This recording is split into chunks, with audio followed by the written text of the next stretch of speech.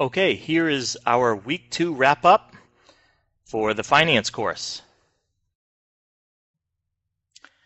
So this week was a lot of fun. We had a good time talking about the construct of new ideas in terms of products and services. And the key is to, number one, get the recipe right.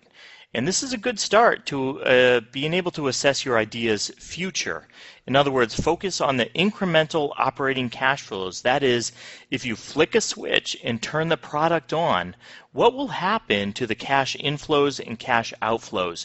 Know which categories of cash flows belong into your analysis and which ones do not. Consider looking at the timing of the cash flows in terms of A, launch, B, the product sales life, and then C, the sunsetting or maturity of the product's life. And at the end of the day, this is really going to help you understand the drivers of value and the funding needs of the business.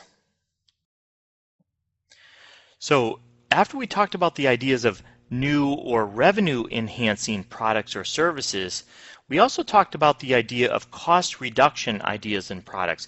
Not as much fun, not as exciting as the next rocket launch or product that's going to take people to another planet, but certainly has the opportunity to enhance value creation through the idea of reducing product costs in order to enhance value.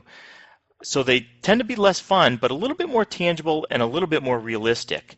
The risk is usually lower, as is the potential return, but cost efficiency. One of the things that I want you guys to understand is that cost efficiency is an important competitive advantage that can create value. So that's not something that you should ignore.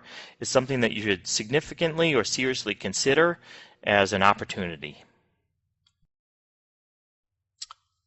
So that ends this past week, and what we're going to be working on next week is continuing on with the evaluation of new projects and ideas. And now that we've mapped out the cash flows, we can evaluate them as potentially viable for launch.